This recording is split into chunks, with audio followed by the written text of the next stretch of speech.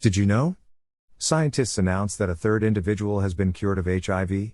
Before we start, please like the video, share and subscribe, thank you. Scientists announced that a lady became the third person ever to be cured of HIV, the virus that causes AIDS, after receiving a stem cell transplant that employed cells from umbilical cord blood. The two other patients who were cured of HIV had bone marrow transplants from donors who have a genetic mutation that prevents HIV infection.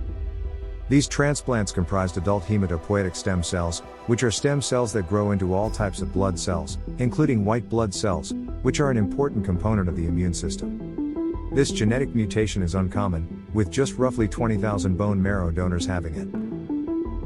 The bone marrow transplant operation itself is quite exhausting on the body, both during the invasive procedure and for some time afterwards.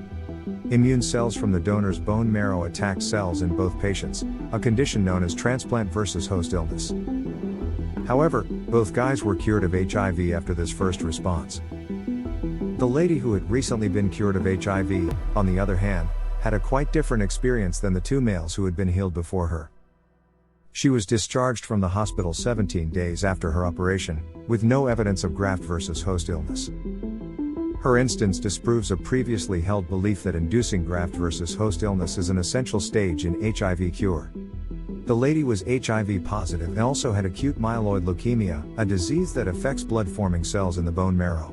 Her physicians had located a donor with the HIV-blocking genetic mutation, so she received the umbilical cord blood as a therapy for both her cancer and her HIV. Cord blood includes a high concentration of hematopoietic stem cells. The blood is collected at a baby's birth and subsequently given by the parents. Cord blood is preferable to bone marrow since donors do not need to be matched to their transplant recipient. Doctors evaluate the donors and recipients' human leukocyte antigen, HLA, tissue type for bone marrow transplants, which refers to whether the patients have certain proteins called HLAs in their tissues. HLAs occur in a variety of flavors, and these tastes must be well matched between a bone marrow donor and a receiver to avoid a disastrous immunological response. However, because a newborn's immune system is still immature at birth, the HLAs of the infant and cord blood recipient do not need to match as tightly as the HLAs of a bone marrow donor and recipient. Immature cells of the newborn adapt more quickly to the recipient's body than adult cells.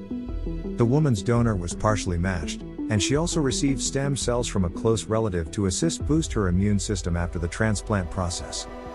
The relative transplant was like a bridge that led her to the point where the cord blood could take control. 37 months after her donation, she chose to discontinue taking antiretroviral medications, the usual HIV therapy. More than 14 months have passed, and there is still no sign of the virus or antibodies against it in her blood.